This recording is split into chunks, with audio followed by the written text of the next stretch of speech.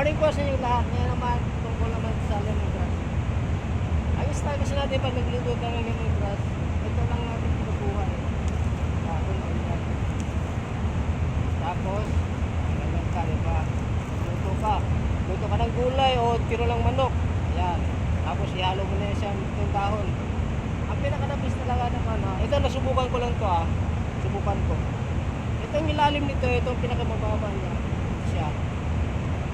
Ang style mo nito eh, bago mo siya ikano, ihalo sa pagluto, lutuin man o tinulang manok. Dikdikin mo siya. Nagdikdik mo na yun siya, ito na, lalabas na yung katas niya. Oh. Tingnan mo, bango. Yung sa dahon, mahina ang amoy niya. Ang lemongrass. Ito dito yung katas kasi niyan. Eh. Ito ang nagpapadala ng amoy sa lemongrass, hindi yung dahon. Tayo sanay tayo kukuha lang ng dahon. Eh. Tapos ito ihalo sa pan. Sa lutuin man, tinula. Pero ang totoong amoy talaga dyan, nandito sa baba. Kaya kung bibili kayo ng lemongrass, isama nyo talagang ilalim. Tapos linisan, dikdikin mo, tapos ihalo sa pagkain, sa luto nyo.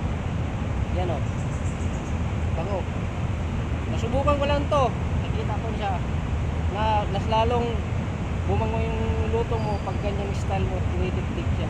Yan ang katas mo. Ayan po, good morning po sa inyo lahat. Salamat po.